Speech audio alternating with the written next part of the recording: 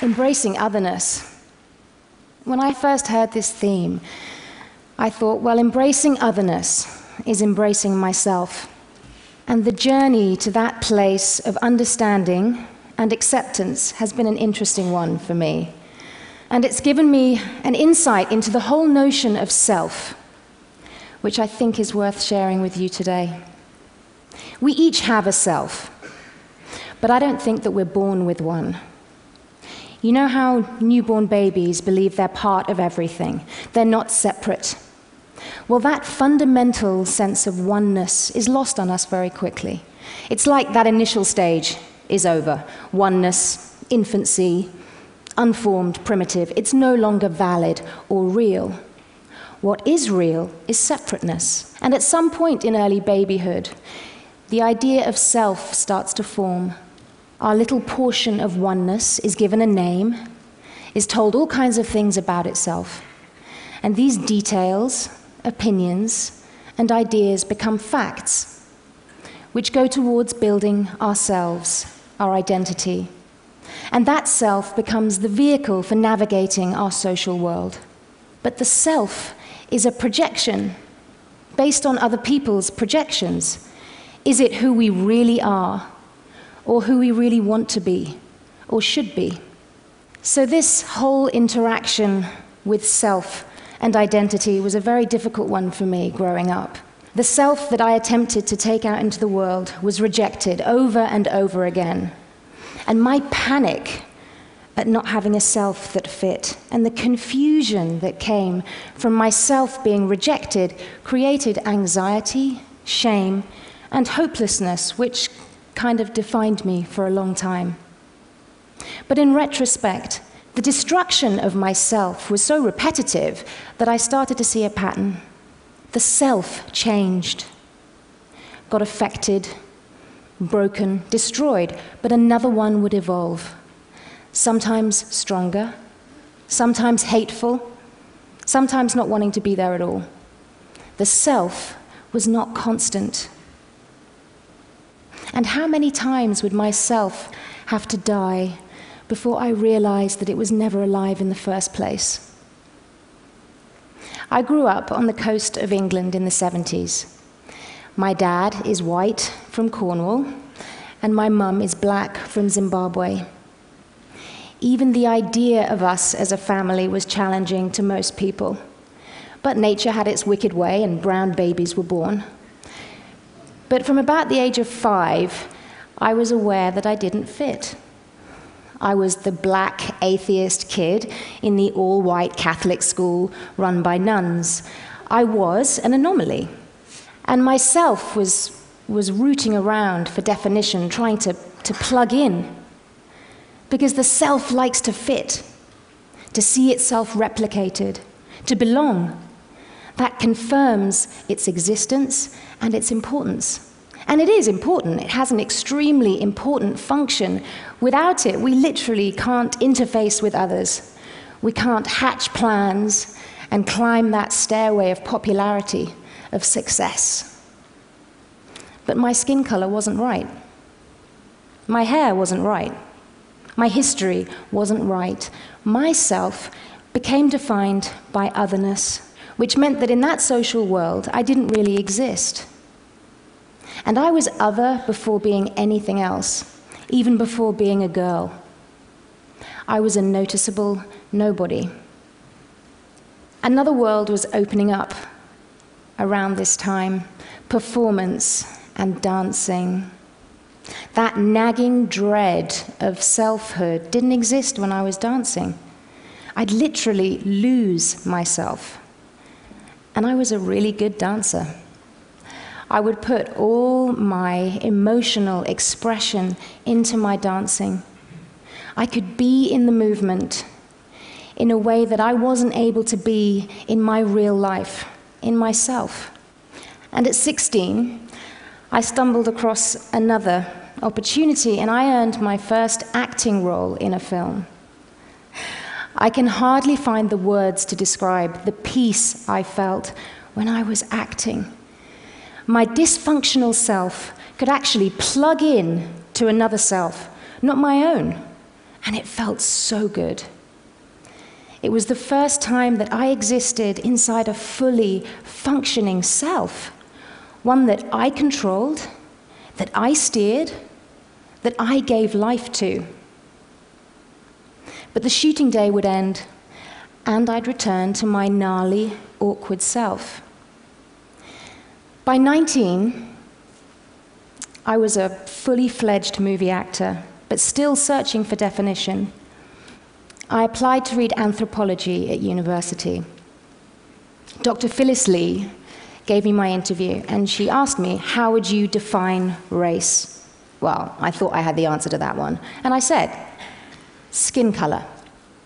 So, biology, genetics, she said. Because, Tandy, that's not accurate, because there's actually more genetic difference between a black Kenyan and a black Ugandan than there is between a black Kenyan and, say, a white Norwegian. Because we all stem from Africa, so in Africa, there's been more time to create genetic diversity. In other words, race has no basis in biological or scientific fact. On the one hand, result, right? On the other hand, my definition of self just lost a huge chunk of its credibility. But what was credible, what is biological and scientific fact, is that we all stem from Africa. In fact, from a woman called Mitochondrial Eve, who lived 160,000 years ago. And race is an illegitimate concept which ourselves have created based on fear and ignorance. Strangely, these revelations didn't cure my low self-esteem. That feeling of otherness, my desire to disappear, was still very powerful. I had a degree from Cambridge.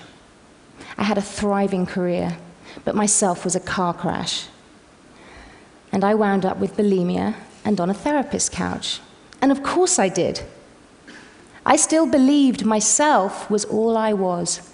I still valued self-worth above all other worth. And what was there to suggest otherwise? We've created entire value systems and a physical reality to support the worth of self. Look at the industry for self-image and the jobs it creates, the revenue it turns over. We'd be right in assuming that the self is an actual living thing, but it's not. It's a projection which our clever brains create in order to cheat ourselves from the reality of death. But there is something that can give the self ultimate and infinite connection. And that thing is oneness, our essence. The self's struggle for authenticity and definition will never end unless it's connected to its creator, to you and to me. And that can happen with awareness. Awareness of the reality of oneness and the projection of selfhood. For a start, we can think about all the times when we do lose ourselves. It happens when I dance, when I'm acting. I'm earthed in my essence, and myself is suspended. In those moments, I'm connected to everything. The ground, the air, the sounds, the energy from the audience. All my senses are alert and alive. In much the same way as an infant might feel, that feeling of oneness. And when I'm acting a role, I inhabit another self, and I give it life for a while. Because when the self is suspended, so is divisiveness and judgment. And I've played everything from vengeful ghost in the time of slavery to Secretary of State in 2004. And no matter how other these selves might be, they're all related in me.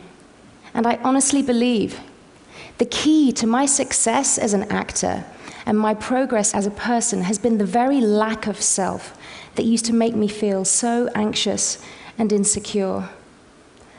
I always wondered why I could feel others' pain so deeply, why I could recognize the somebody in the nobody. It's because I didn't have a self to get in the way. I thought I lacked substance. And the fact that I could feel others meant that I had nothing of myself to feel. The thing that was a source of shame was actually a source of enlightenment. And when I realized and really understood that myself is a projection and that it has a function, a funny thing happened. I stopped giving it so much authority. I give it its due. I take it to therapy. I've become very familiar with its dysfunctional behavior. But I'm not ashamed of myself. In fact, I respect myself and its function. And over time, and with practice, I've tried to live more and more from my essence.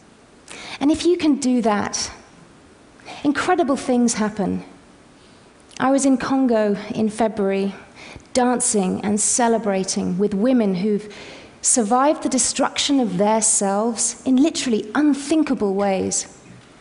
Destroyed because other brutalized, psychopathic selves all over that beautiful land are fueling ourselves' addiction to iPods, pads, and bling, which further disconnect ourselves from ever feeling their pain, their suffering, their death. Because, hey, if we're all living in ourselves and mistaking it for life, then we're devaluing and desensitizing life. And in that disconnected state, yeah, we can build factory farms with no windows, destroy marine life, and use rape as a weapon of war. So here's a note to self. The cracks have started to show in our constructed world, and oceans will continue to surge through the cracks, and oil, and blood, rivers of it. Crucially, we haven't been figuring out how to live in oneness with the earth and every other living thing. We've just been insanely trying to figure out how to live with each other, billions of each other. Only we're not living with each other. Our crazy selves are living with each other and perpetuating an epidemic of disconnection. Let's live with each other and take it a breath at a time. If we can get under that heavy self, light a torch of awareness, and find our essence, our connection to the infinite and every other living thing. We knew it from the day we were born. Let's not be freaked out by our bountiful nothingness. It's more a reality than the ones ourselves have created. Imagine what kind of existence we can have if we honor inevitable death of self, appreciate the privilege of life, and marvel at what comes next. Simple awareness is where it begins. Thank you for listening.